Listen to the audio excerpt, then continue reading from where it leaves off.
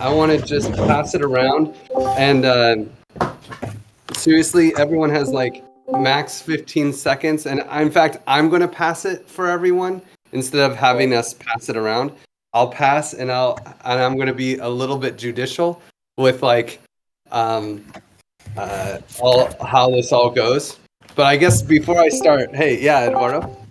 Yes, just before you start, you're the man with the power. Can you ping people on the general channel with @hatcher that the params is gonna start? So Sure. yes, just that. I have the power.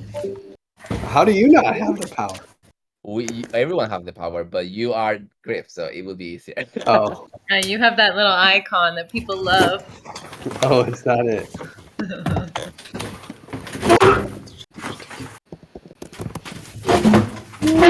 Hey, Nugget, you want to turn off your mic? Thanks, Nug. Sorry. Nug. No worries. Okay, so it's going to be a little bit different.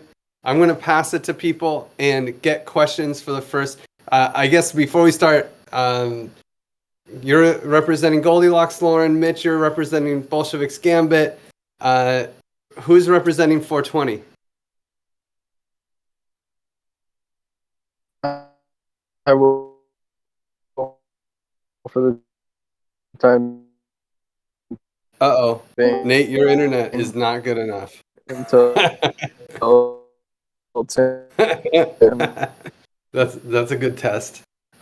We also Ostrom's baby. Who's representing Ostrom's baby? Can you not hear me? I think Juan add his name on the thing, but if he's not showing up, I could take it. Okay. And then Nuggin, you're going to go for mathematics, I assume. Yeah, right. Does anyone have to leave early in that group? Is this an hour and a half or an hour? An hour and a half. I have to leave, and Mitch also at 11. Okay. So then we will start with those with Bolsheviks Gambit and Why does the final Param debate run into the Stewards call?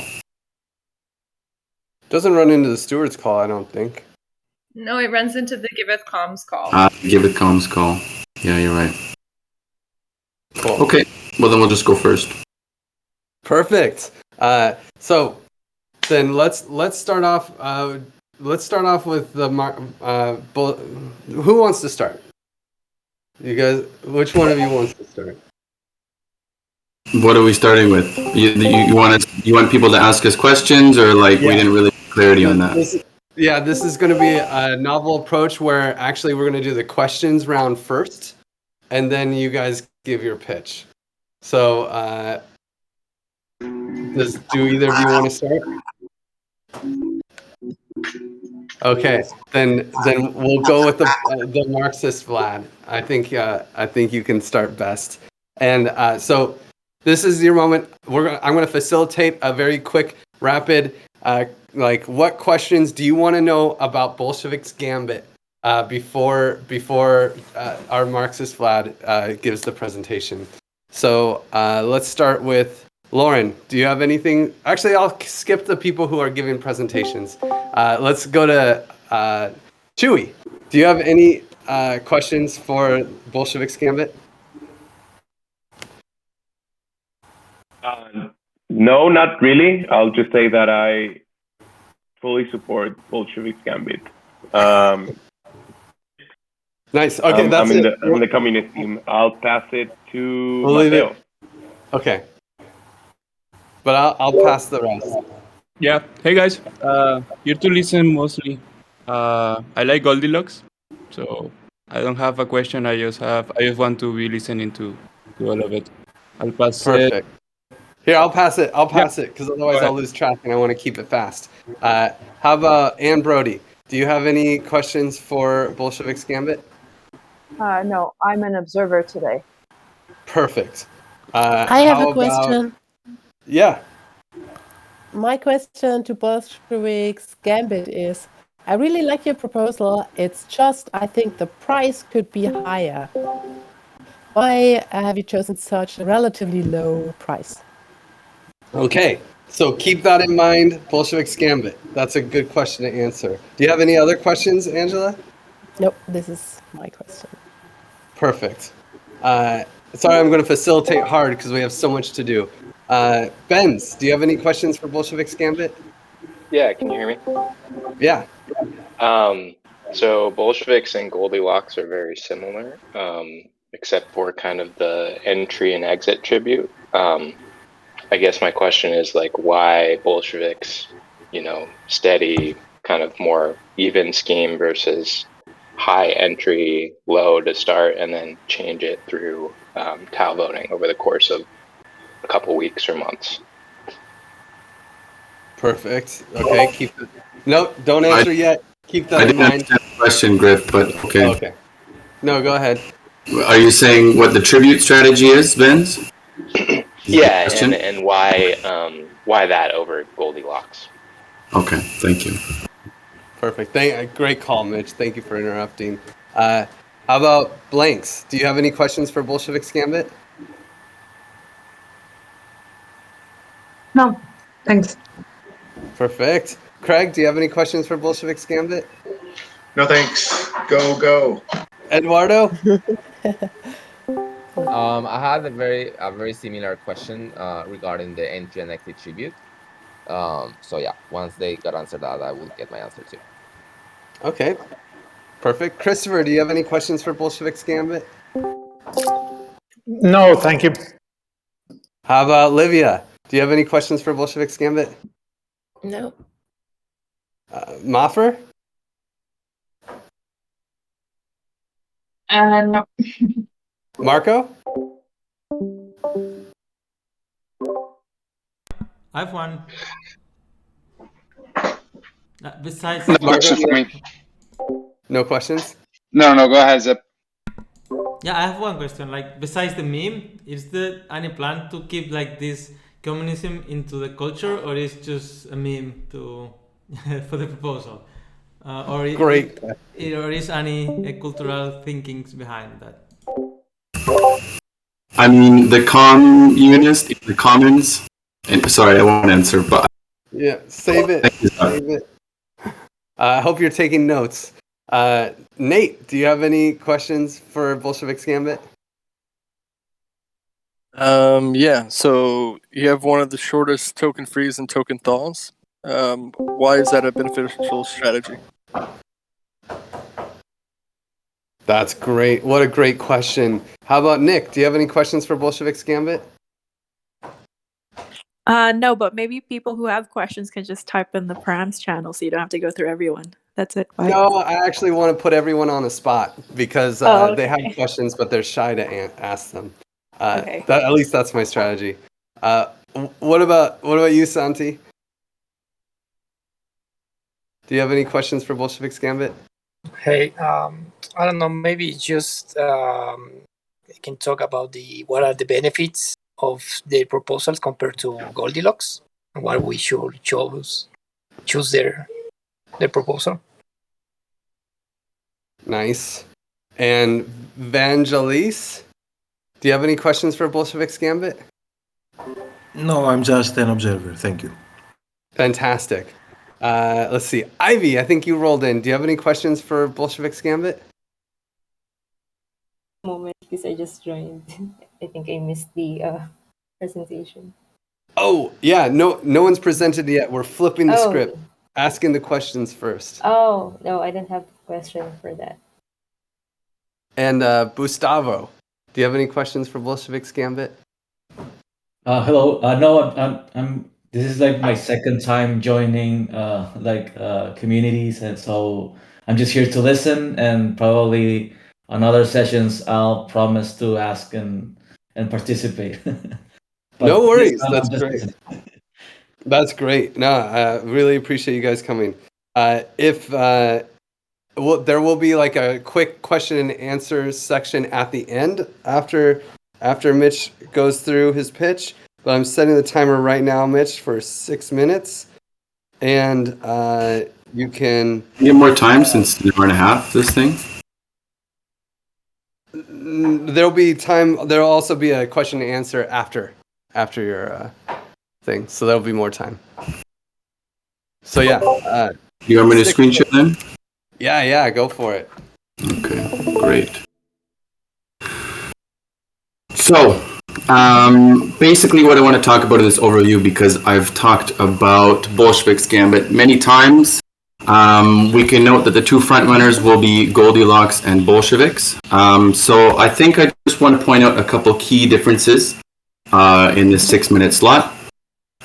If we're looking at the first module here, the token freeze and token thaw, you can see that Bolshevik's Gambit has the shortest vesting period by about 14 weeks.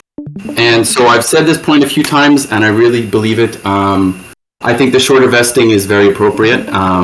We still have over a year of vesting. We've kind of been in this weird vesting transition for about 5-6 months now. And so the TC has already been creating value through different groups like the labs, the proposal inverter proposal, the reward system. So we're already generating value, and the commons upgrade hasn't already happened. So I think, a year and 3 months is definitely enough time for us to start creating real value because we've already started this. And so we have that as well as our trusted seed dynamic. So, it's not like these people are really going to dump their tokens at the beginning anyway. So this is why I'm in favor of this really short vesting period. And I think this is really the most appropriate amount of time for the vest. And going into some stuff around the augmented bonding curve, really what you can see the difference between Bolshevik's Gambit and Goldilocks is our tribute spread. So you can see Goldilocks way out there on the extreme, far left. You've got the 22% entry tribute, which honestly is insane. If we really want to talk about incentivizing people to use our bonding curve, I don't think taking out a quarter of their funding and levying that as a tax into our common pool will be a good strategy. But maybe something a little bit more reasonable, like the 8 and 10% in Bolshevik's Gambit will be better. And so you can see the tribute spread starts off at 18%. But as I mentioned before in other posts, this tribute is actually going to come down to about 2 to 3% after the 3-month mark. So we'll actually be seeing something closer to about a 5-6% tribute spread, which in the long term will incentivize more volume on our bonding curve by arbitrage or legitimate people that want to use the bonding curve. But still, even looking at that 18% spread at the beginning will be fine because we're going to have a lot of price volatility anyway because our reserve balance is relatively low. So overall, I would say this is a better strategy for the augmented bonding curve, the 8 and 10% moving down to 3% after 6 months. Going down to DAO voting, there's definitely a lot of similarities here. The main thing that I think is really important is giving that bit of extra time. The extra day in there, having the separation between the delegated voting and the quiet ending period and letting the voters have their dissent and letting that affect and adding a generous amount of time, up to 3 days for the first extension, and really giving a solid week for these things to go through, along with a full day for the execution delay. And then moving down into conviction voting, you can see the main difference. They're very, very similar, I'll admit that, between Bolsheviks and Goldilocks. The main thing that I want to point out is the spending limit, which I think is very important for us considering that we're talking about funding token engineering. So, looking at stuff around payroll, like regular contributors, stuff like that, okay, we're going to be around the 20 to 30 mark, and we're going to have milestones metered out for that. But when we're talking about big token engineering projects, so whether it's research, whether it's development, all those things like that, we reasonably should be able to disperse large amount of funds to fund projects. Minute 45. And so that's why I think 18% is much more generous, and I think will allow us to more appropriately fund token engineering. And going back into some of the questions here, I think I covered it fairly succinctly, the benefits over Goldilocks. Zepti, you're talking about the meme there about bringing the communism into the communism. And so, it's a fun meme to start, and we'll see how it transitions, but we'll see if people like the Iron Curtain and the revolutionary opening price and all that fun stuff. But going forward, we'll just stick to the commons for now. And I don't think I had any more points. So actually, it turns out 5 minutes was just fine. Nice. Yeah, you still have a minute left, but we'll roll that over to your question and answer period. I love that. Does anyone have any more questions on Bolshevik's Gambit? Last chance. The price. The price. Yeah, so the revolutionary opening price. Yes, thank you, Angela. And so the big thing here is that we want to basically not create a lot of sell pressure at the beginning.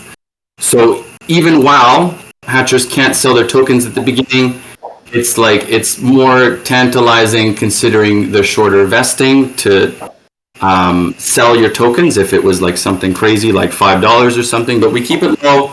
We even get like $1.47 once we make the initial buy. And also what this is allows the newcomers to lower the barrier of entry for newcomers to come in and buy governance. So if we set a really crazy opening price, we're basically limiting the ability for new people to come in and participate effectively in our governance. Okay, thanks.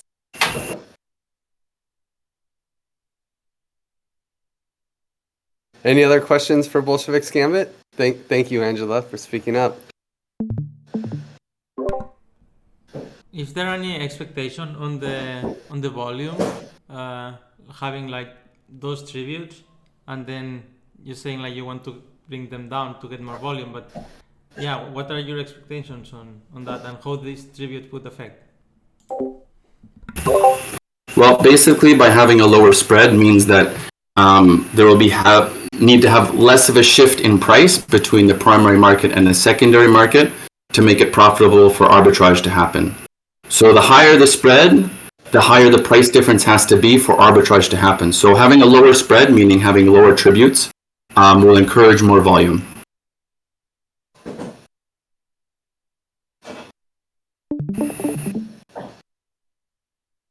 Does that answer your question, Zap? Yeah, thank you. Wow, 1 minute left to ask the Marxist Vlad the last questions of the debate. One main difference between Goldilocks and Bolsheviks is that in Bolsheviks with DAO voting, the delegates don't have the power to trigger a quiet ending period. Do you have any good justification for why you chose this? Yeah, sure. I think if there's any incongruence between the delegates, that'll come out in like the regular yes-noting voting situation, right? So I mean, it doesn't really necessarily need to be something that's fixed by adding a quiet ending extension, and we still have another 3 days for the voters to come in and analyze the data, right? So if there is disharmony between the delegates, that shouldn't necessarily imply that we extend the voting duration, because there's already another 3 days there for the voters to come in and check things out. And even at the end of the day, this stuff is still disputable. Great point. Great point. It's all up for dispute. Great. Well, thank you. Round of applause to Mitch, who's been representing the Bolsheviks Gambit and created Bolsheviks Gambit. It's a beautiful proposal, and I think if it wins, we will have a fantastic economy. So thank you, Mitch, for all of your work. Round of applause. Oh yeah, Edu, you have a quick question? People are trying to enter the channel, but since it's full, do we have an alternative for people who are trying to enter? Septimus, turn off videos. Yeah, I guess we turn off the videos. I think that makes sense. So, well, goodbye to all the pretty faces. Bye. So they should be able to enter now. Okay, so questions for, this is now, we're going to do the round for Goldilocks. So questions for Goldilocks. I'm going to go reverse alphabetical order and just pass it around. Septimus, do you have any questions for Goldilocks?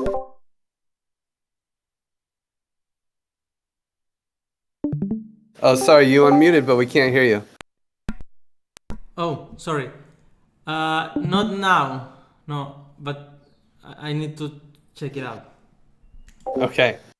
Ashley, Wild Wanderer, do you have any questions for Goldilocks? No, not at the moment. Thank you. Evangelist, did you say you were just an observer? Do you have any questions for Goldilocks? Yes, I said I am just an observer. Thank you. Okay, I'll skip you for the next rounds. Santi, do you have any questions for Goldilocks? No. I have it now. Perfect.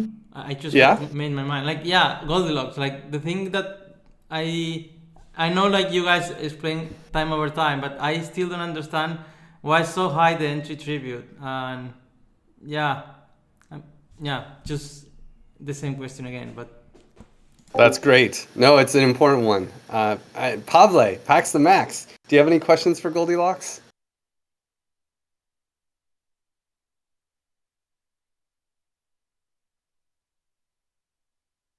Oh, we couldn't hear you, Pavle, but it sounded like no. So I'll just keep going. Interrupt me if I'm wrong. I'm going to skip Nuggin because you're giving a presentation. Nick, do you have any questions for Goldilocks? No, just an observer as well. Thank you. Okay. I'll try to skip you for the next ones. Thanks, Nick. Nate, do you have any questions for Goldilocks? Nope, same as Zepti. 22%. Just want to know more about the strategy there. Nice. Oh, and are you able to represent 420? I am until Tam gets here. If Tam arrives, I'm going to relinquish it to her. Okay, perfect. Mateo, do you have any questions for Goldilocks? No, just listening. Marco? Yeah, basically same question as Empty Entry Tribute for now. Maffer? Maria, do you have any questions for Goldilocks? Okay, I'll pass it to Livia. Livia, do you have any questions for Goldilocks? Yeah, I'm saying that the spending limit is quite low. Is there a reason for not wanting to have higher and just have a cultural boundary on how much you can ask? Because what if we need for an emergency? Nice. Christopher, do you have any questions for Goldilocks? Not at the moment, thanks. And Ivy, do you have any questions for Goldilocks? None at the moment. Thank you. Gideon, do you have any questions for Goldilocks? Thanks for checking, Griff. I'm actually in a hotel room with a bunch of sleeping folks, so I'm just going to be observing today. Thanks, Gideon. I'll try to skip you for the next questions too. Edu, do you have any questions for Goldilocks? Yes. Well, the similar question regarding the entry tribute and why it has the highest tribute spread of all the proposals. That's it. Back to you, Griff. Great. Craig, did you say you were just observing too? You can stay muted if yes. Yes. Okay, perfect. Thanks, Craig. Chewy, do you have any questions for Goldilocks? Yes. Again, entry tribute is too damn high. I would like to know more about future plans for adjusting the tributes. Nice. Gustavo, do you have any questions for Goldilocks? Not at the moment. I'm just observing for now. Thanks. Okay, I'll also skip you for the following ones, but everyone who's just observing, if you do have a question, feel free to interrupt. Blanks, do you have a question for Goldilocks? Oh, thank you, and I'm also gonna be observing. Thank you, Griff. Perfect. Benz, do you have a question for Goldilocks? I just echo the entry tribute question. So Nice. And Brody? No, just observing. Feel free to skip me. Okay, fantastic. And Angela, the best for last. I have two questions. One is related to the entry tribute, which is why do you expect that people who are already in will voluntarily increase their exit tribute because they already paid when entered? So this is not really, it doesn't really make sense to me. And the second one is, conviction is needed for a 50K funding proposal. I mean, this wouldn't even last for an endeavor like T Fundamentals for 2 months. And so it's just hard to be not have security to build for more than 8 weeks. It's hard then to convince contributors to come on board and such. Wow, fantastic questions, everyone. Thank you so much. Well, Lauren, I'm putting 6 minutes on the clock, and you can tell us all about why that. It sounds like the entry tribute's a high one, but lots of good questions. Okay, cool. Also, I'm gonna just jump in. Seems like the most contentious issue is this 22% entry tribute, or questions regarding the tribute spread. So I guess a few points. So the first point is that the tribute spread is like the total amount that people are going to be paying if they're coming in and coming out. So it's like the total spread that you need to consider, like in all these proposals, not just the entry tribute or the exit tribute. Like one main difference between Goldilocks and Bolsheviks, though, is that although that the tribute spreads are not too far off, 18% and 24%, and with Goldilocks, the spread is going to be decreasing by 2% every month, with this like increase 2% on the exit tribute, decrease 4% on the entry tribute. This is like the process set out for Goldilocks. So within a few months, Goldilocks is going to be much more similar to Bolsheviks Gambit. It's going to have like around that 18% tribute spread. But so I like having the higher entry tribute than the exit tribute, especially in early days, because, well, first of all, when people are coming to buy the token, they're not actually just like, they're not actually seeing that the entry tribute is being taken off in TC Convert. It's not working right now, so I can't show it, but the entry tribute's really shown in this question mark. So all they really see is like you put in here the amount you want to trade, and then it shows you the amount of TEC tokens that you're going to be getting out. And then so like in early days for Goldilocks, the price for the public is going to be $1.77. So this is like multiple advantages. One is that it has the market cap as the second highest, under 420, but without that like super high reserve ratio. So it's like the higher market cap kind of builds more credibility for the TEC, seeming as if the economy has more value, but it's not suffering from this like low reserve ratio, making it so that new people coming in can't compete with the governance rights of the hatchers. I also really like, but then anybody who's actually like investigating the TC and getting a little bit more curious, diving a little further in, will know that the entry tribute is 22% and the exit tribute in the early days is 2%. So there's not a high barrier for exit. So it's like we want to have value line people coming into the TEC, but not coming in and getting trapped. So this is something I like about Goldilocks over Bolsheviks. And one of the arguments for Bolsheviks to have the higher exit tribute is that people come in and then there's more, they don't, they're like, oh no, damn, in order to leave, I'd have to like pay this extra tax. I think like having people who are aware coming into the commons, being okay with contributing to the commons pool, is really powerful for the community, because like we want to be attracting people who are okay with contributing to the TC. Hatchers themselves are putting in the 69% for Goldilocks, the commons tribute. 69% of the hatchers funds are going to the common pool. So right out the gate, hatchers are already putting in more of a sacrifice in order to contribute to the TCs. And I think that like common pool funds is really what is going to be advancing token engineering. And then like the other main questions that people are asking that I'd love to speak to is regarding conviction voting and the lower spending limit. So, I mean, one key difference between Goldilocks and Bolsheviks is that Goldilocks has a lower spending limit. And to your point, Angela, you were saying that like, oh, you need some significant conviction to pass with a $50,000 proposal. This is considering if there were 800,000 in the common pool. So with Goldilocks at launch, there's already a little more than that. It's like 900,000.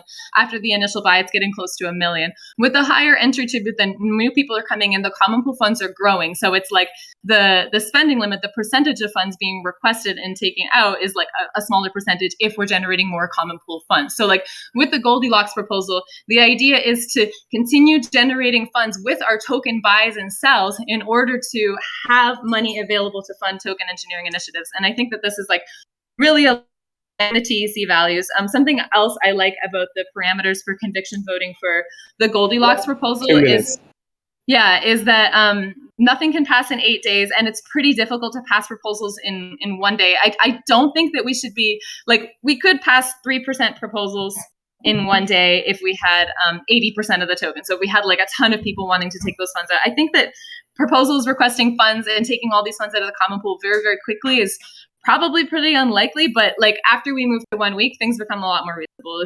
3% can be taken out with only 15% of the tokens. And like as the common pool increases, that means like a greater amount of funds can be taken out. Something else to consider with conviction voting is that multiple proposals can be put in at the same time. So it's like, so you wanted to fund a working group and the working group cost 40,000. You could create 2 proposals for 20,000 and have them and have people vote on them. They could even exist at the same time and different people voting on whichever proposal and having it pass. So it's not completely limiting on the amount of funds that can be taken out. It is just limiting on the amount of funds that can be taken out by a single proposal at one time. And I think that this actually protects the Commons against like bigger proposals coming in and whales trying to like book shit up. And so yeah, so that's for conviction voting. I mean, another key difference between Bolsheviks and Goldilocks, which I kind of like asked in the question to Mitch, is this like DAO voting parameters. I think that delegates should have the power to flip the vote and trigger a quiet ending period. And then, yeah, there's an extra couple of days that are added on. Basically, I think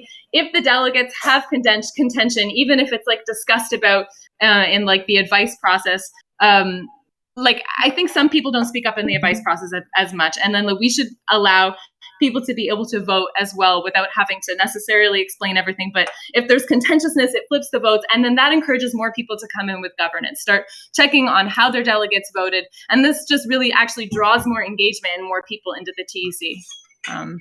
I set a timer too. I think that's my time. It is. Well done. Lauren. So does anyone have any follow-up questions for Lauren? I'm putting 2 minutes on the clock. Yes. You said some incorrect stuff about Bolshevik's Gambit, so I figure I have to defend that. You said that the spread for Goldilocks after 3 months will be 18%, and you said that it will be similar to Bolshevik's, but that isn't true because I said that spread will actually go down to 5-6% because we'll be lowering the entry and exit tribute to 2 to 3%. Yeah, and you said that in 3 to 6 months. So if you didn't do it at the 3% 3-month mark, it would be the same after 3 months. Well, it's going to be 18% because you're going to have 12% and then 2%, but Bolsheviks is going to be 3 and 3. Yeah, after 6 months. But I said after 3 months. After 3 months. After 3 months, No, Goldilocks would be 3 lower. months. What? I said 3 months. You said 3 to 6 months. I have it open on In the proposal, yeah. Yeah. So then actually in the long term, it'll be about a third of what Goldilocks is. Anyway, I had to... After 6 months, Bolsheviks will have, I mean, if all Just the 6 months. Okay, I'll pass it, but I had to make that correction. Yeah, but what I said wasn't actually wrong. It's just after 6 months. After 6 months, Bolsheviks would be lower than what Goldilocks is, but Goldilocks would still be lowering by 2% every month. So after 6 months, it would be down 4 times. It would be down. I can't remember. It was like 12 and 2. It would be 14% in comparison to 6% after 6 months. But after 3 months, they would both be 18%. Okay, I see Eduardo unmuted. Do you have a question, Eduardo? No, sorry, I muted accidentally. I have a Nice. question, and it's still the same. Like you were saying, like the hatches are paying like 69% on the common pool, but at the same time, all the hatches are being benefit for printing money, right? And then the people who's coming after, they paying these high taxes, tributes, but they are not going to be benefit for the printing money. So yeah, like I still feel like. Like they are not, like they have like really hard to survive, like not surviving, like but it's very hard to them to get good amount of governance. Time ran out, but you have 15-20 seconds to answer, Lauren. Yeah, okay. So, well, I mean, everybody is basically benefiting from the if hatchers dumped all of their tokens after the price floor is after the token freeze and the token thaw is done and hatchers sell all their tokens, everything will go down to zero. It's like the perceived value of what the hatchers tokens, what they're holding is higher because of the augmented bonding curve, but everybody coming in the early days are also benefiting from that. It's like they're buying in in the early days, they're paying the entry tribute, but they don't actually have to have their tokens frozen, and so they can benefit from the price increasing. And with the 20% reserve ratio, I think the price will move up around 4% every month if we sell like 40,000 tokens. So it's actually advantageous, it's actually advantageous for people to come and buy tokens even early on and have their tokens unfrozen, be able to sell them, and then people will still be benefiting from the price moving up, same as the hatcher, same as everybody else. And I think the augmented bonding curve is like kind of funny. It's also creating an illusion, like the value of the tokens is higher than what people would actually get if they sold all of the tokens, because we have a bonding curve. And this is the same with like basically every token. Thank you so much, Lauren. That was a fantastic job. Lauren's been representing Goldilocks for so long, so many proposals, so many parameter debates. Let's give her a round of applause. It's another fantastic proposal that so many we will benefit greatly if Goldilocks wins, just as any other proposal. It's been battle tested by all of us. So fantastic work, Lauren.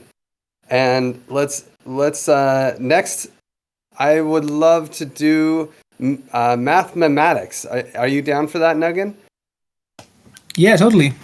And then after that, we can do Wonka's Ostrom's Baby, and then after that, Nate's 420.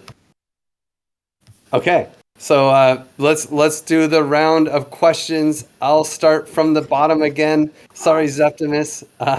But do you have any questions for mathematics? I actually have one, and that also applies to Ostroms. Having like such a very low opening price, why so high? What's the benefit of having like such a long vesting period? Like even when hatchers are having at the initial moment their tokens price reduced. Fantastic. Nuggin, feel free to interrupt if you need clarifying questions. Yeah, no, I think I got it. Perfect. Ashley, do you have any questions for mathematics? No, thank you.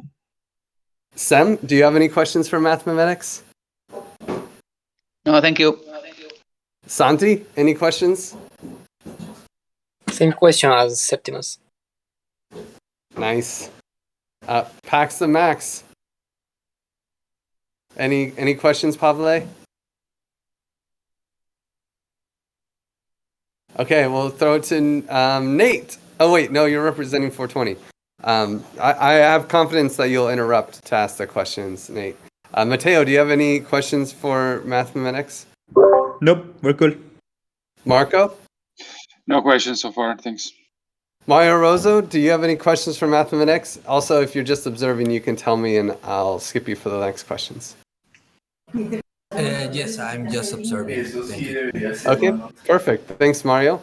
Maffer, do you have any questions for mathematics? Not yet. Nice. Olivia? No, thank you. Christopher? Any questions for mathematics, Christopher? No, thanks. And Jen MB, do you have any questions for mathematics?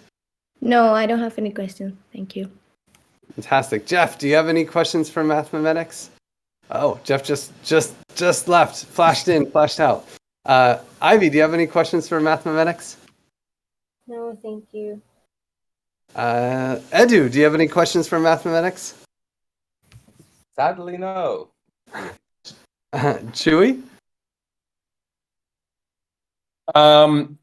Yeah, maybe about this meme I made where mathematics and Bolsheviks are like similar. They have like they kind of share some communist principles, but I was wondering if Nuggin could just dive a little deeper into what he thinks is different and some of the pros that mathematics has over Bolsheviks within those common things. Nice. It's cool. And Benz, do you have anything?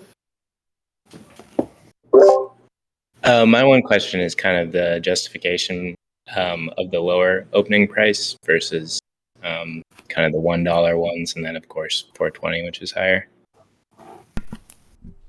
Perfect. Okay. I have Well, another Nugget. one. Oh yeah, Zeb. Actually, mathematics is the proposal with more money into the common pool. And what was the thinking behind like putting so much money into the common pool? Fantastic. Any last thoughts? Any last questions? Yeah, I wonder about the combination by having really, really low tribute spread and then also having a really high spending limit in comparison to other proposals seems like. I would love to hear the justification for like this like money going in, money going out. How that's going to balance? Okay, perfect. Then let's start the clock. Nugget, you got 6 minutes. Show us what you got. Great, thanks. Should I share my screen or?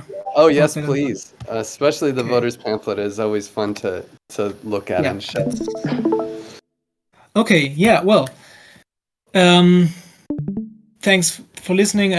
My proposal is mathematics. It's currently not between the first two, but I think it is. I still think it's the best option for the TC. So let me explain it. First of all, about the vesting period. Can anyone else see his screen? I can't actually see his screen. I see. No? I see. You see it? I can. Okay, great. My bad. Go ahead. Okay, yeah. So mathematics has a pretty long vesting period, I think, because I think to guarantee alignment of the community, the thaw is relatively the freeze is relatively short, but then you get a very long thaw. I think this is important because it gives people the chance to leave if they want to, but without affecting the price and without like not allowing them to just dump the token, but really move that selling pressure into the future at the time where the price will be most volatile, to kind of give a certain stability to the operations. Yeah. Then about the initial price and the bonding curve, I chose a low initial price. Especially because it would allow the TEC to get the most tokens in the buy-in. The big difference of mathematics to the other proposals is the reserve ratio of 14.74, which is lower than 3 of the others, and which will make the price more volatile and make the price rise faster. So by setting this low initial price, we give the TC to buy the chance to buy the token, to buy a lot of tokens, and secure a big war chest at the best possible price, while still letting the public opening price, setting it comfortably above the $1. So actually, even if the opening price is 70 cents, hatchers would probably be able to sell their tokens at more than they paid for them if they wish to do so, which, I mean, it's completely fair. Also, this reserve ratio allows us to have the biggest common pool of all the proposals, more than $100,000 more than, for example, Bolshevik's Gambit or Goldilocks, which I think is what we're trying to do. We're trying to fund research, so it doesn't make sense to have lots of funds sitting in the bonding curve where they actually are not being used for anything apart to guarantee the redeem of that hatchers can redeem their tokens, but they're not being used. So I think we should go for the highest possible common pool just to start funding stuff. Then the tribute spread is the lowest one. It's 7%. Fairly distributed between 3.5 entry and 3.5 exit. I personally think that we shouldn't be constantly changing the bonding curve. I think we can, of course, make big plans that we're going to reduce it each month or every 2 weeks, but at the end of the day, we're going to have votes for that, which are going to have to pass. And maybe we're going to even be asking people who just joined to vote against their own interests in a way, because they kind of, I wouldn't expect people joining to vote for lowering a tribute to less than what they just paid. So I think it is best for the whole TC and for the series of the project to have a relatively stable bonding curve, which doesn't get played around that much in the parameters. And also this low tribute which should encourage, and this low tribute together with the higher volatility of the reserve ratio should encourage more trading volume, and more volume is going to bring more funds to the common pool, because at the end of the day, until the TC gets new revenue streams, it's going to be funded exclusively by trading volume. So I think that is something to keep in mind.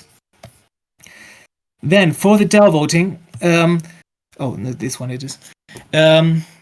It's kind of in line with other proposals. The support required is higher because, again, I think for the actual DAO, like the parameters that are controlled by the DAO voting are more or less like the engine of this commons, and as such shouldn't be changed that often. And if they are to be changed, there should be only because they are broken, or there is a strong consensus in the community that they should be amended.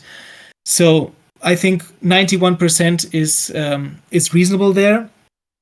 I also expect that most of these votes will be done mainly by the delegates.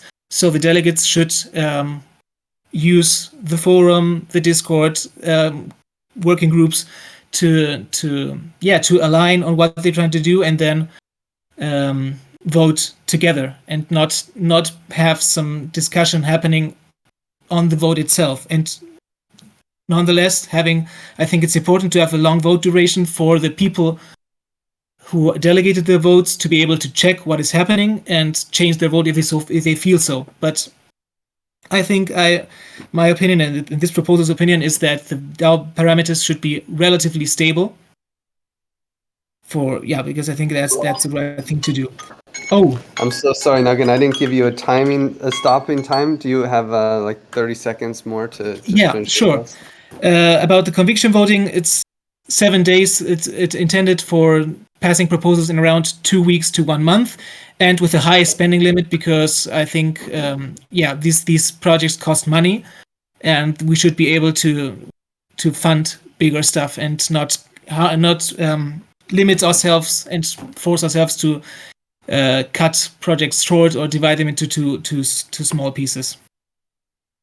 Fantastic. Fantastic work, Nuggin. Would anyone, I'm going to put 2 minutes on the clock. Are there any further questions for mathematics? I have one. And after mathematics, what would be your second choice? Well, thanks. I've been thinking a bit.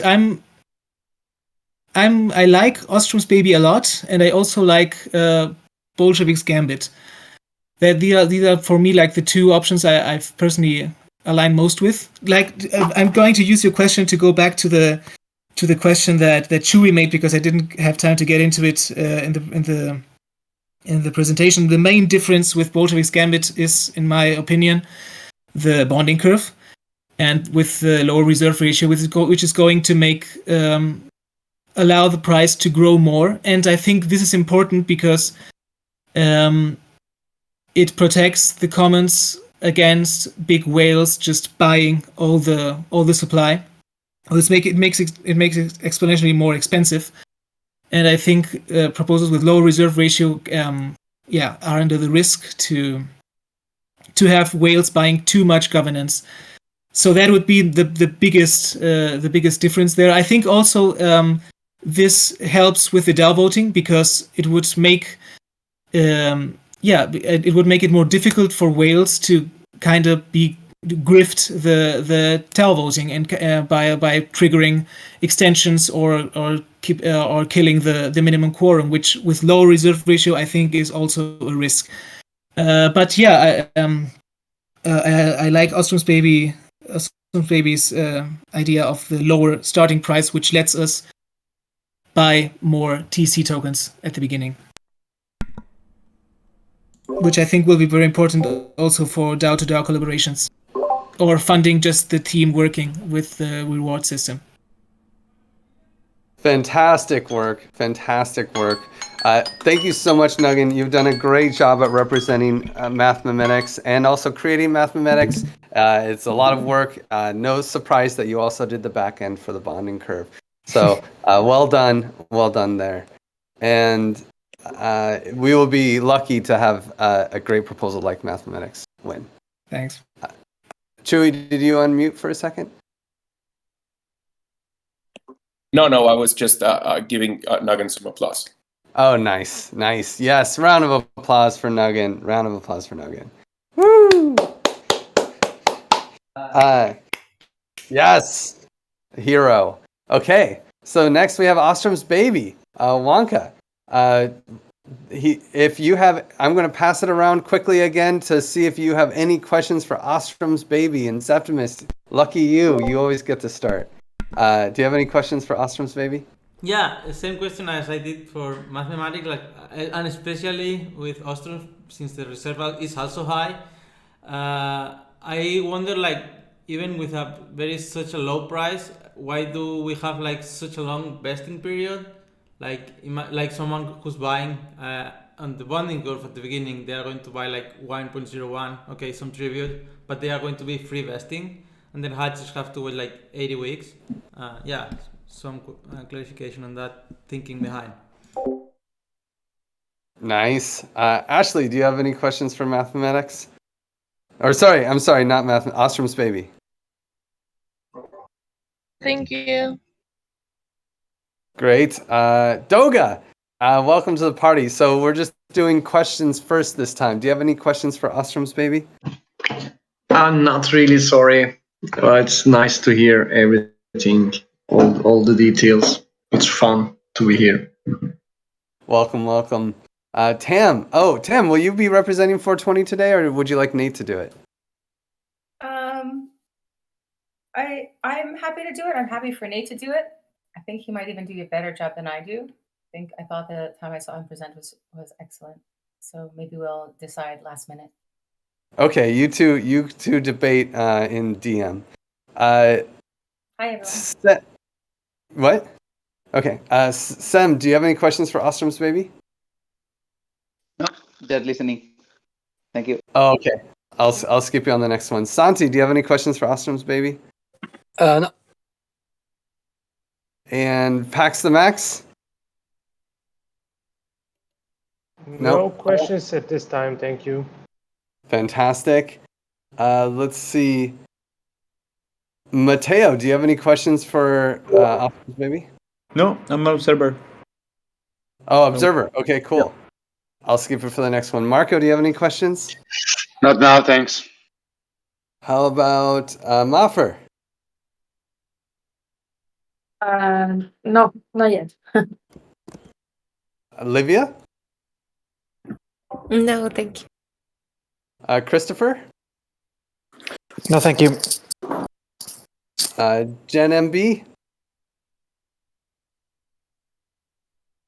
Any questions for Ostrom's baby? Okay, we'll keep it going to Ivy. Thanks, Bree. Edu? Yes. I had the question of why the opening price. It's a very simple question, and yeah, just a sentiment of I would love a proposal with that name to represent the TC. Nice. Durgadas, any questions for Ostrom's baby? I didn't really get to hear any other questions, and or because I came in right at the end as you were asking everybody, but I do. Yeah, it's same question as before, so I won't belabor the point. Well, I'll ask your question for you. Why such a cheap opening price? It's the same question I have for everybody. No problem. Chewy, do you have any questions for Ostrom's baby? Nope, not at the moment. And Ben's last one. Any questions for Ostrom's baby?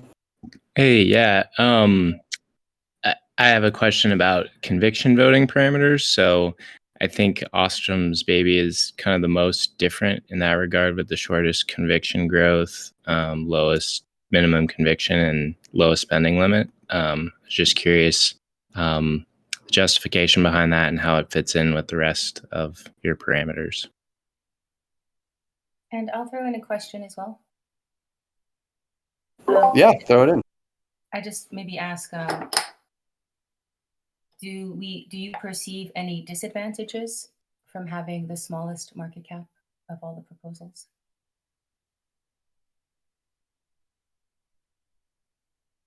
Fantastic. Any last questions for Ostrom's baby? Boom. Wonka, take it away. Okay, thanks everyone for making those questions. I was taking notes. Well, Ostrom's baby takes its name for Elinor Ostrom, which is one of the theoretical guides that we have been following in the TC. So when we were designing this proposal, we were thinking like, hey, how can we continue applying Elinor Ostrom principles into our economy and into our parameters design? So that's why it came the low opening price, because it allows us to buy the more TEC for the community. And at the same time, it allows us to have a very big reserve ratio. And the reserve ratio, it's really important because it means that when the money enters into the bonding curve, not all goes to the price of the token, but also some of the money goes to the reserve balance. So that's why I think that if someone tries to buy a lot of TC and then sell it, we will continue having a reserve balance, and that's why the price of the token will be harder to drop. And why did we choose 40 weeks of freeze and 40 weeks of thaw? And it's like all good things emulate nature, and that's why we humans we take 40 weeks to raise to on the pregnancy phase of a woman to make a baby, and also 40 weeks is the amount of time where the baby starts like giving its first steps, walking and like crawling.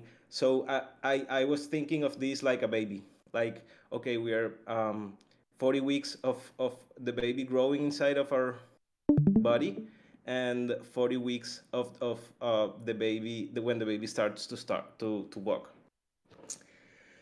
So why do we have such a long vesting period?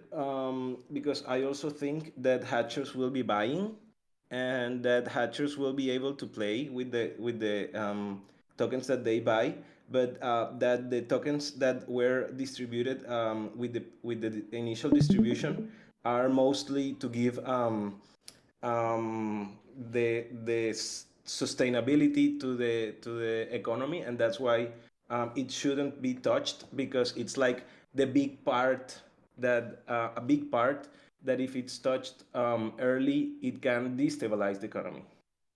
And I also want to say that hatchers in all of the proposals will be very well positioned in the market, in the distribution of tokens, and also in all of the proposals there will be individual profit for hatchers.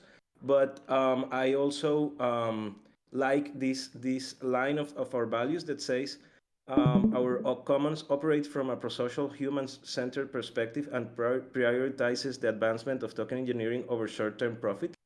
So yeah, I think like in all these scenarios, hatchers will have profits, but instead of maximizing the profits of hatchers, I think what it's most important is to ensure the sustainability of the economy. And one of the things that I like about this proposal is that is the proposal where if hatchers sell their tokens, they affect the less the economy. You know, in other of the proposals, if hatchers sell 50% of their tokens, like the economy gets a huge impact. But in my proposal, what I was thinking is that everything rotates, and we are not going to be um, like always in a same place. So I think it would be really cool to allow other people to enter and to have a launch a great governance, and also that it would be really cool that maybe yeah like there's not always the same people ruling the commons, but that there can be always new leaderships, and that's why I think that it's cool about allowing other people to have a good amount of governance. A minute 30. Because yeah, we shouldn't get stagnated to roles, and right now that we are the stewards, and but maybe we should allow newcomers to come with new ideas, fresh ideas, and to also have a fair amount of governance. And yeah, that's what I like the most about this proposal, that to mint um, the half of the tokens given to hatchers, you would need 1.5 million entering, and that's the same amount of money that we gave. So to mint half of the power that we have, we would people would need to pay the same money that we gave, and to mint all the token given to hatchers, people would need to place 6 million in. So I think it's cool because we placed 1.5 million, and it shouldn't be like, okay, we for what we placed 1 million, other people need to place 30 million, 40 million. That are some of the proposals. And even in the extreme of 420, that it's impossible to mint all the hatcher tokens. And yeah, I liked this proposal because it buys the most TC for the community. And around the conviction voting, yeah, this is something that can like can be improved, because what I was thinking in the design of this proposal is to be able to pass proposals around 50K, but I think that maybe by making bigger the common pool, we can pass bigger proposals, or even making higher the spending limit. Because I understand that it's not really cool to have like this micromanagement focus, but I was also encouraging people to go modest on the proposals and to use an effective management of funds. Fantastic work, Wonka. Fantastic work. Thank you so much for presenting. Does anyone have any last questions for Ostrom's baby? What was the exit tax on Ostrom's baby? I didn't see that. Oh, yes. Yeah. Our taxes are 8% entry and 2% exit, but we aspire to change it to 2% entry and 8% exit in 6 months, lowering 2 in the entry and raising 2 in the exit every 2 months. That's great. Yeah, I was actually thinking that I like that proposal, except for that the tribute tax. I think it should be higher. Yeah. Yeah. Thank you. For me, Fantastic. it's super cool to be doing this because it's something I've been learning by doing and by participating in the community.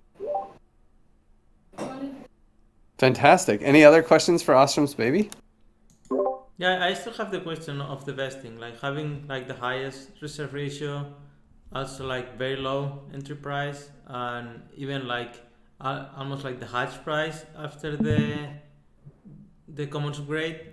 Why is such a long vesting? Yeah, that's a, that's a cool thing that I want to encourage this opening of the bonding curve, or also like a phase two opportunity for hatchers to acquire more governance and to acquire more TC. So it's like it will be over everyone, but we are I think it will be really cool to promote it, like, okay, phase two for hatchers too, if we want to have more TC. Fantastic work, Wonka. Ostrom's Baby is another fantastic proposal that Wonka created and has been representing in all of these parameter dates, most of them. So let's give a round of applause to Wonka. Taking time away from gravity to do all of the token engineering that we could want. So thank you so much, Wonka. Another great proposal that is out there. Really, all of these proposals are so fantastic. We are lucky to have such an open conversation about all of them. And we have a few minutes left here for the last but not least. I still don't know who's presenting, but 420. Who's going to present? Okay, I think Nate is going to present, but if he has any difficulty with his microphone, then I will. Great. So far, his mic has been working great. So, but that's fantastic. Okay, so then let's start. We're flipping the script this time. I see a few new people have rolled in since the half-hour mark. So we're gonna start by asking questions and for 420, and I'll call on everybody to say what their questions are. So Zeptimus, do you have any questions for 420? Yeah. What's the thinking behind like the distribution of tokens? Like the vesting is long and the reserve is so low also. So it's like, how do you plan to onboard new people and have them some says in the governance? Fantastic question. Yanesi, do you have any questions for 420?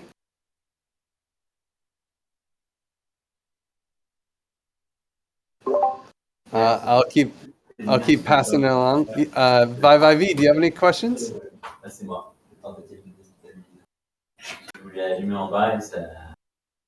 Oh, maybe I'll throw it to Phil. Phil, do you have any questions for 420?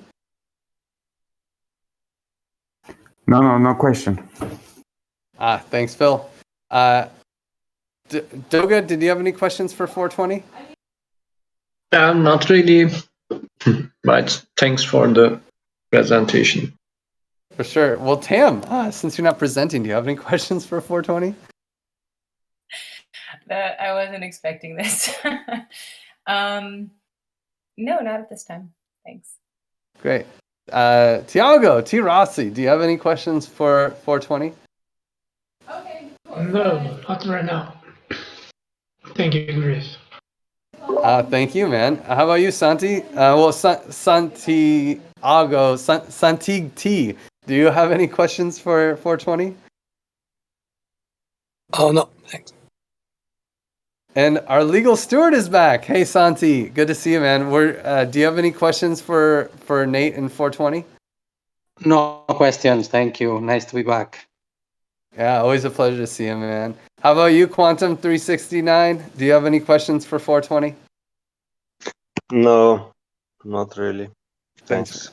Thanks for popping in, for sure. What about you, Pablo Pax the Max? You got any questions for 420? Not really, not at this time. And Marco, any questions?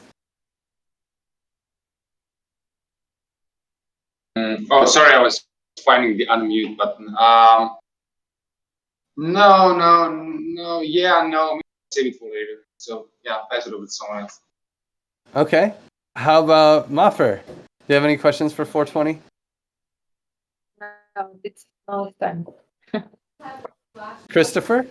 Yeah, I generally support this higher opening price, but there is this unforeseen consequence of new contributors will have a more difficult time buying into the governance. How can we work around that if we were to choose the 420 proposal? How can we sort of make that not be a problem? Great. Jeremy and the Gospel. Nice to see you around. The Gospel of Change. Do you have any questions for 420? No, I do not. Thank you. Thanks, Jeremy. How about you, Jen? Do you have any questions? Not really. Thank you. Fantastic. JBZ, do you have any questions for 420?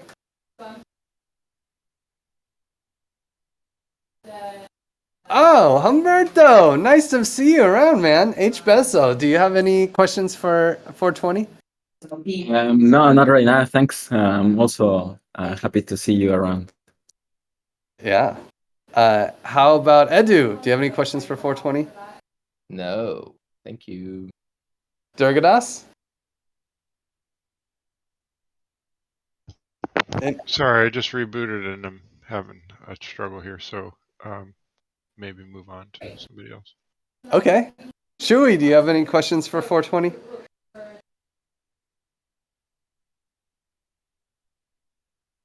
Oh, I'll assume you said no, but I couldn't hear you quite. But Benz, do you have any questions for 420? Last, you seem to always have a good question. Yeah.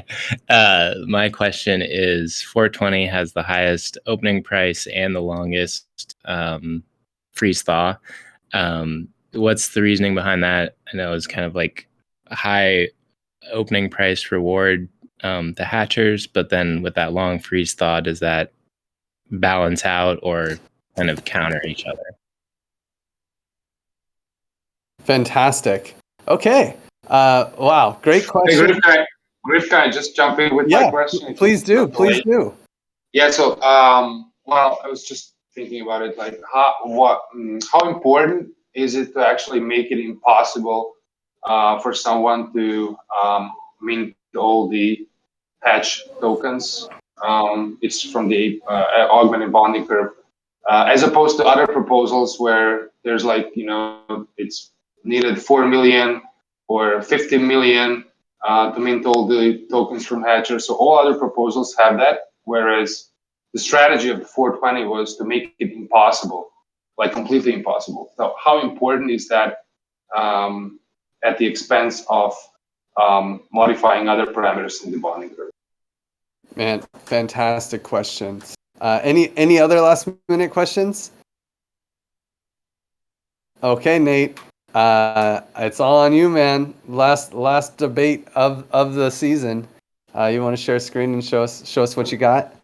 Yeah, I'm hoping everybody can hear me fine, and if somebody could share a screen on my behalf, that would be wonderful. I'm not sure if anybody's down to do that, but yeah. I'm happy to do that.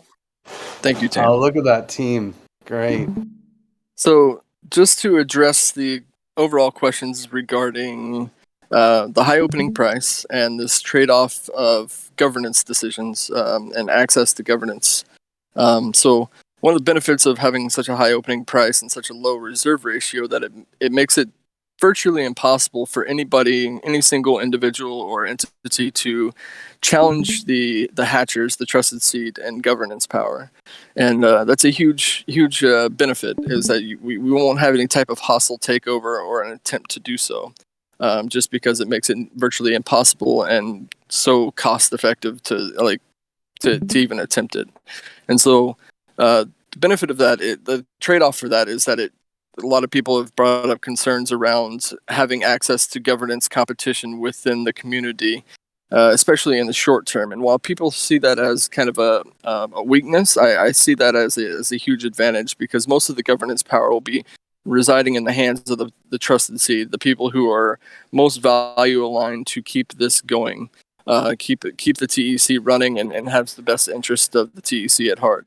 And so I think that's a huge benefit, and I don't think it'll stay that way. I think in the long term, when we have such a high price point and the volatility is so high, that we may have the token be upwards to $30, and so I expect hatchers to sell eventually, and so the amount of tokens that we do have within the trusted seed will slowly get distributed over time as we want to return those profits and make a return. And I think this augmented bonding curve setup that we have is, out of all the proposals, is most aligned with the mission and vision values of the TEC in general.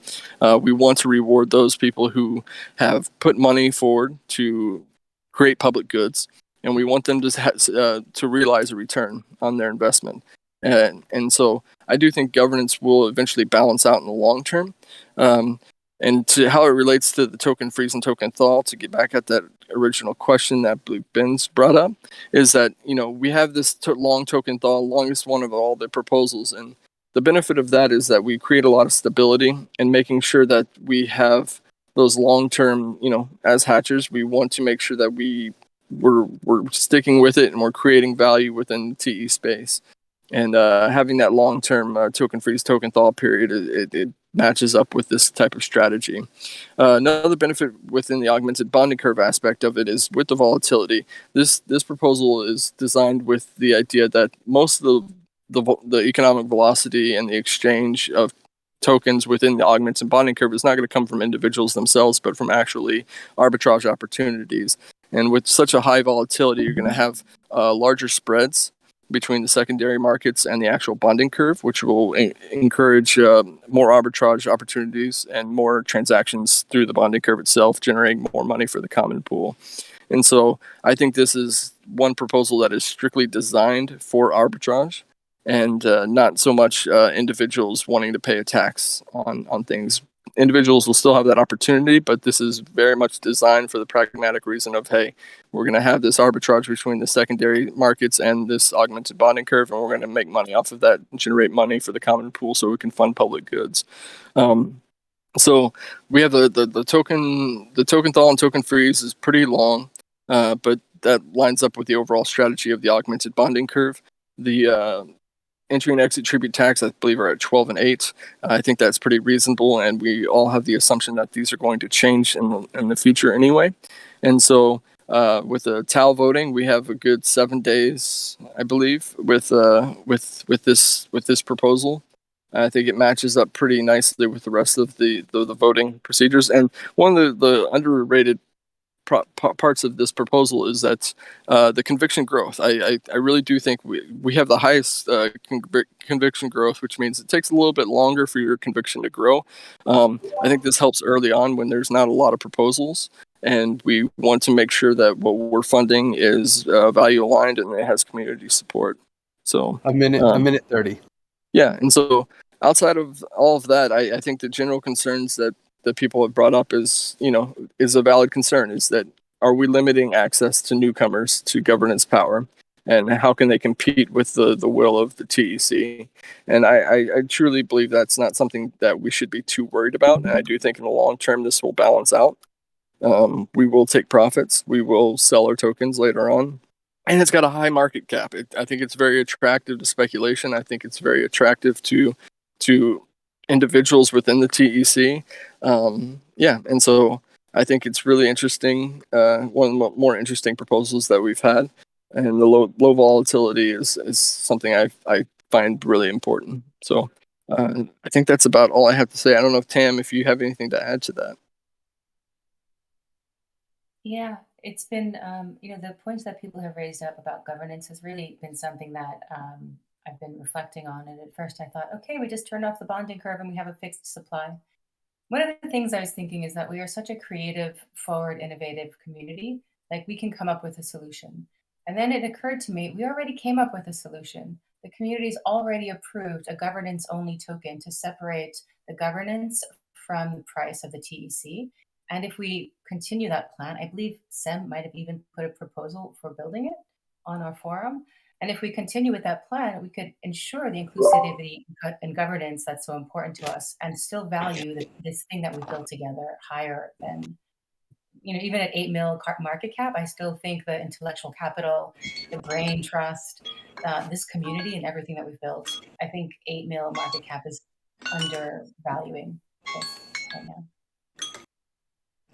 Wow, fantastic work. Let's give a round of applause to wait, round of applause after questions. We got 2 minutes question period. Does anyone have any last questions for 420? So, given that if we're going to have a separate amount of governance tokens, and since in the current set of proposals those things are kind of smushed together, it seems to me that we would probably want to sort out whether or not we're going to have a governance token and or a token that's worth money versus, just being like, oh yeah, we put this token in back when we didn't have a governance token, and now everything's changed. So, it's just not necessarily for 420, but to raise a point off of what Tam was saying. Any response, Tam, Nate? Yeah. I do think that it's still kind of a hypothetical right now. At face value, I want to say let's evaluate these parameters of what they are right now, and we could have a governance token in the future, and we can adapt. We have proven that we're a very resilient community, and that we've adjusted accordingly to new ideas and new proposals. So I don't think it's too much of an issue. So I don't know, Tam. Yeah, I would agree with that. I'm just trying to I'm constantly how can we solve that? I identify it as an issue, and I am constantly thinking of how we can make sure that people who come in, and specifically people who are working in our community, contributors who are rewarded with tokens, the disproportionate amount of tokens they would receive compared to hatchers really, really, really is something that concerns me. So that's one of the solutions that I think is possible. But as Durgadas says, brings up some other options. I think the other thing I'm going to say as well is the long vesting. That's the reason the long vesting, and this is to what Ben's you mentioned. The reasoning behind it is just straight up low time preference. This is the philosophy of the hatchers. We're here for long-term regenerative economies and not short-term gains. So it's the longest of the vesting periods to ensure that the token engineering commons has this asset that can continue the economy for the longest possible time, to have us be as productive as we can be during that time, to give us a really good start. Fantastic work. Thank you, Tam. I believe Tam was the author of this proposal, and Nate and Tam have been representing all the different Param sets or Param parties and debates. So let's give them a round of applause for their very courageous effort and their fantastic token engineering skills.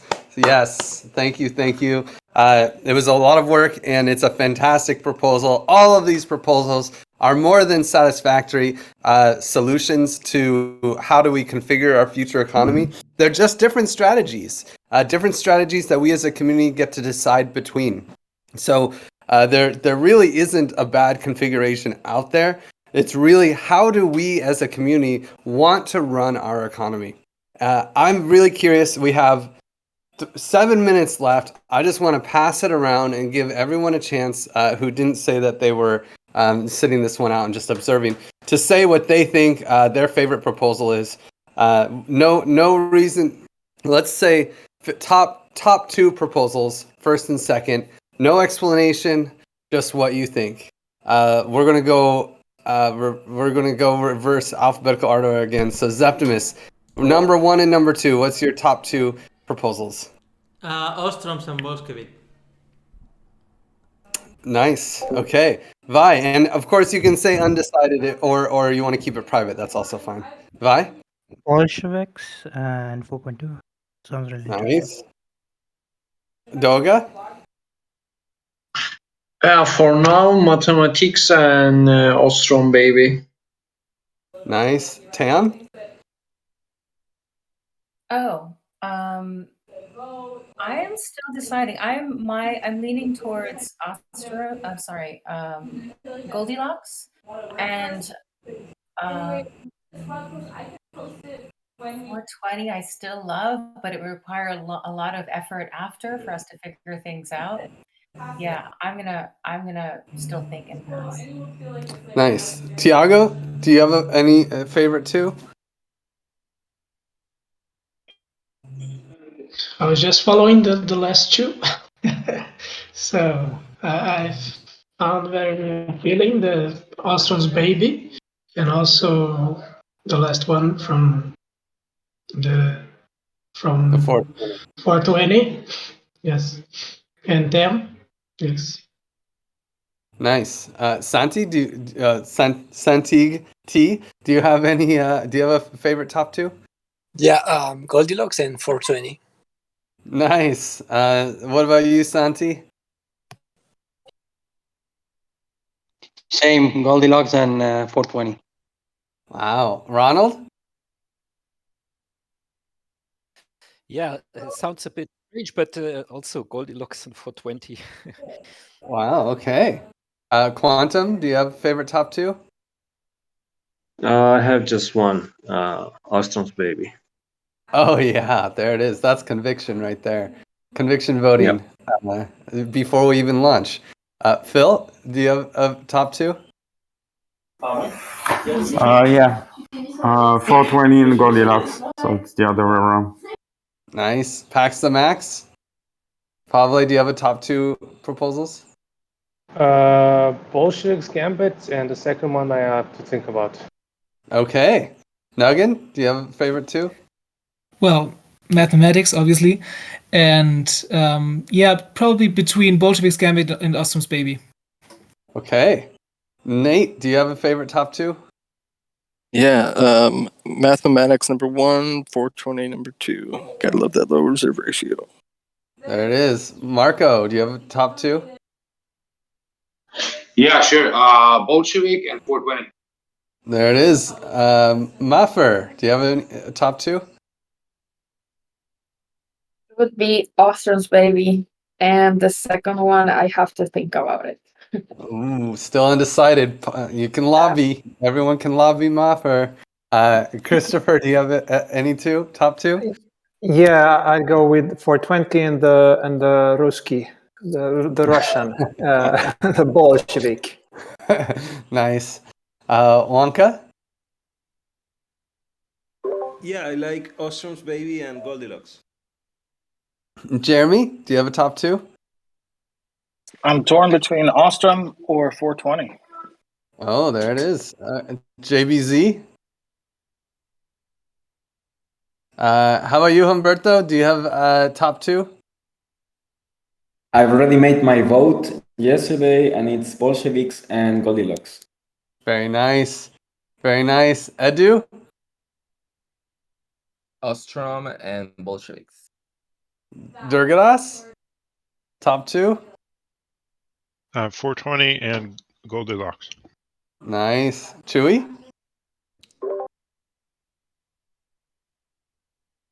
Oh, for some reason we can't hear you, Chewy. I hope it's not me, just me. No, we can't hear him too. Sorry, Chewy. You can try it again. Benz, do you have a top two? Yeah, Bolsheviks and Goldilocks. Top two. Well done. Wow, that's some community signaling right there. I skipped a bunch of people because you had asked to be skipped earlier. But if you have, if you do want to signal your preference, this is a great moment. I'd like to signal my preference. My favorite is Ostrom's Baby. Nice. Anybody else? Well, fantastic work. Thank Can you hear me? everyone. Yes, now we can hear you, Chewy. Bolsheviks Gambit and mathematics. What fantastic. Wow. It is. Did you hear that spread? It seemed like every single one had a lot of votes here. I believe everyone here is very well informed. Go out there and rock the vote. There are also two other votes that maybe I'll just show off really quickly so that since everyone's here and going to go put in their votes. Oh no, I don't have it up. So let me just share screen. But the first, obviously, go vote for the runoff and signal your preference so the whole community can decide. And if you want to change your vote, you can. You can change your vote right now. So that's the Commons runoff. But also there's these other two votes that I just want to give a quick intro to so that you guys feel informed enough to signal your preference. The first is that even though we have this very clear token freeze, token thaw preference signaled in the Commons upgrade proposal, actually when does it start is not as clear because we don't have one day of a launch. It's a 3-part launch. So the first one is on January 13th. The next one it's dependent on how the launch goes a little bit, but it's the 19th or the 20th. And then or when the ABC opens on the 24th or 28th, and that's dependent on which proposal is chosen because of the DAO voting timelines. Some are shorter, some are faster. So it can be any of these three options. If you want a longer vesting period, then you can pick when the ABC opens. A shorter vesting period is when the hatch DAO opens. That's the way to shorten the vesting period. And the token is officially launched when the CV opens, and people can start voting in conviction voting on the 19th or 20th. And the fourth option is just like, yo, who cares? Let the devs figure it out. Because if no one voted, then that's what we'd have to do. So please don't vote for that. Please tell us what to do. Also, the second vote is how should we adjust the augmented bonding curve to deal with the unknowns presented by rage quitting? The fact of the matter is people can actually rage quit from our hatch DAO. If you think the vesting is too long or you can't believe which one won and you just want to rage quit, you can. So and that's a challenge. That means that it's really hard to exactly parameterize the bonding curve because we don't know how much money we'll have to put in the reserve, and we also don't know how much money we'll have, like how many TEC tokens we'll even have to create in the actual hatch process. So commons upgrade process. So no matter what, unless some magical thing happens where someone rage quits just enough to be exactly what we assumed in all the parameter sets, we're going to have to adjust the augmented bonding curve slightly. And so now we would love to hear your vote on what we need to keep constant, or if we just do our best to follow the spirit of the proposal. So if we keep the reserve ratio constant to match the winning proposal, then we can adjust the opening price, the initial buy, and the commons tribute to mitigate the changes that would occur by keeping the reserve ratio constant. If we keep the opening price constant to match the winning proposal, then we would adjust the reserve ratio slightly, the initial buy, and the commons tribute slightly to minimize the changes to those three parameters. And if we keep the initial buy and commons tribute constant, which would keep the ratio of funds going to the bonding curve and the common pool consistent, as well as the amount of money that we voted for to ask for in the initial buy, then we would have to adjust the reserve ratio and the opening price slightly to mitigate changes, or we try to adjust all the parameters as little as possible to get as close to the spirit of the winning proposal as we can. So please do vote and tell the devs what to do. We hate that we have to make these decisions, so please give us the support and your opinion on what we should do. And thank you so much for rocking the vote. It's going to be a fantastic runoff. This is a historic event, the first time a community has ever actually parameterized and configured their own economy from the bottom up. Thank you so much for participating, and when you vote, you will get a sweet POAP. So, and who knows what that'll bring later on. Thank you all for participating, and we'll see you after the results.